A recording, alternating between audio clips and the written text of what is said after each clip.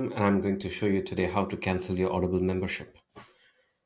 Easy peasy lemon squeezy. Go to Google, type in audible.com, and then it'll take you to the right landing page. And Amazon and Audible accounts are linked. So, regardless of what page you use to log in, it'll land you on the right page. So, for example, here I'm landed on audible.uk, co.uk, because that's where I started many, many years ago. Well, apparently 11 years ago, as you can see here. And if you want to, so when you log into Audible account, this is how it's going to look.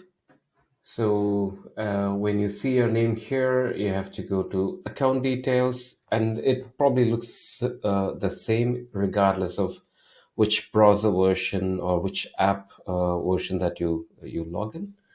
It's going to show here under your name, and from there you have multiple choices. You have the option to switch membership, which is basically if you're on Plus, you could go to Premium Plus or downgrade.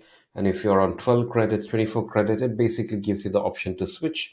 If that is your challenge, that is either you pay too much because you have subscribed to a higher plan and you don't use as much, or in another way, it's also happened to me that I'm on a lower plan but I tend to use more than what the plan allows, so it allows you to switch between plans. So either that, or there's another option where if you simply just want to take a break, you could also pause membership. Here you are given a 90-day window where no billing happens. So if you have a backlog of unused credits, two, three, or four, you might want to just pause the membership and then just clear up the backlog, buy the books using your credits, and then just listen them up before you resume. So that's an option. Or you could simply take a break from audiobooks for 90 days. If you're busy in life, something else is happening, you could also just simply take a break.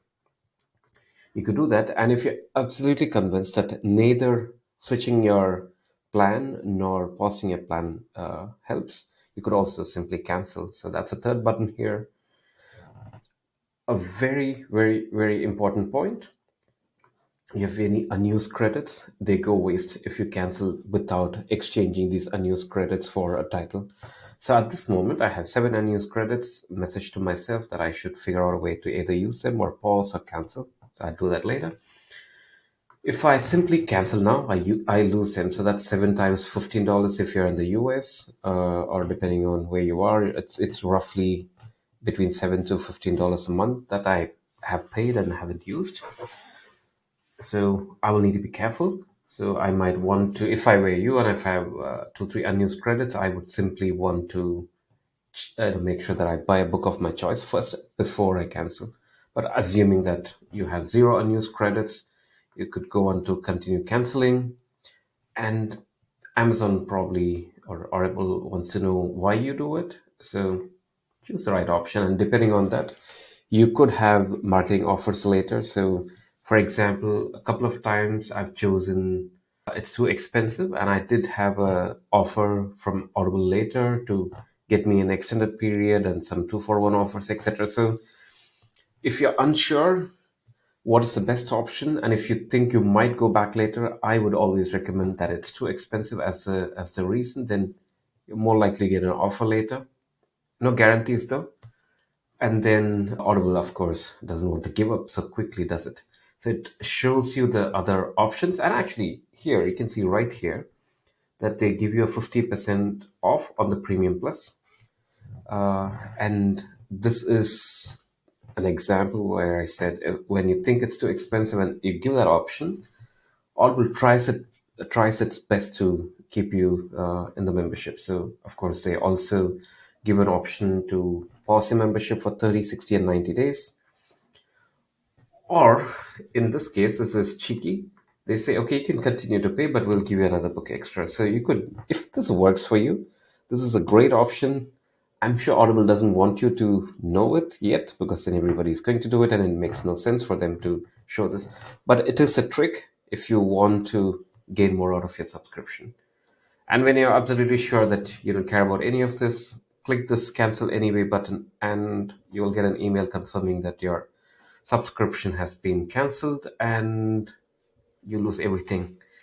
that is unused, but the ones that you have purchased. So for all the books that you already purchased, they stay with you forever, and you don't lose access to them. So even if you're not a paid member on Audible anymore, you can continue to access all the books that you've purchased.